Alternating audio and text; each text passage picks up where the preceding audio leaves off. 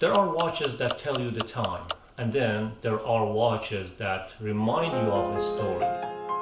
This isn't about quartz, this isn't about plastic or bioceramic or, I don't know, like planetary names.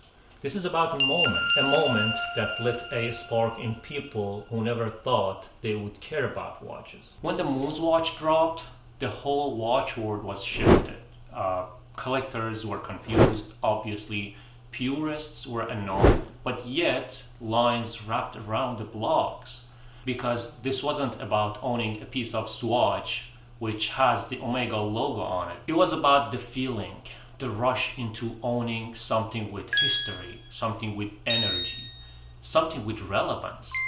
For a lot of people, this wasn't their first watch, but it was the first one that made them feel something. Like whenever they looked at their wrists, they felt connected to the design, to the history, and to the whole community of the people who stayed in the lines and got this watch. This wasn't a getaway drug. This was I would say, getaway emotion. It's been 3 years and I still wear my Mission to Mercury almost every day.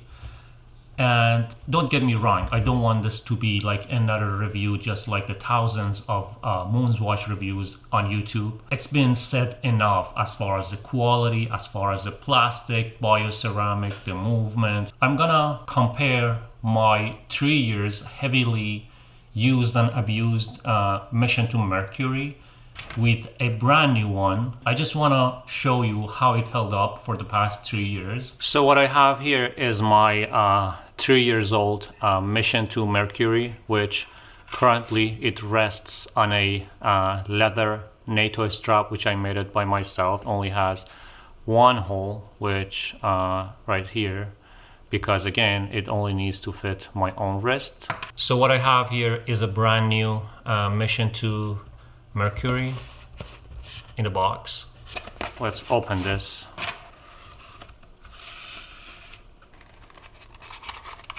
I'll remove the film. 3 years old Mission to Mercury and a brand new Mission to Mercury. I'm gonna remove the strap.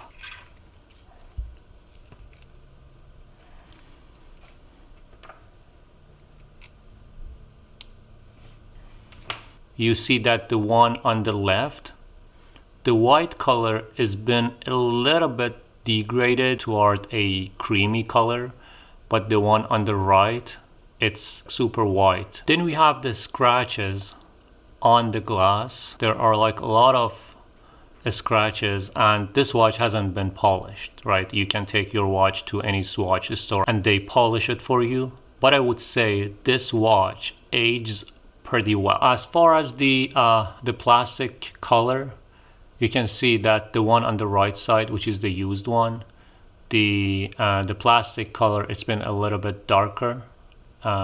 Same for the back side of the watch. You know, it's been a little bit shiny because, you know, because of the oil from the wrist. But again, you know, it's been a little bit darker.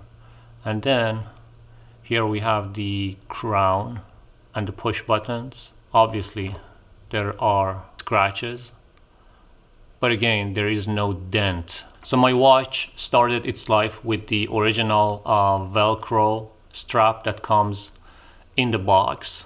But as a lot of you know, this is not a very like a desirable and comfortable strap.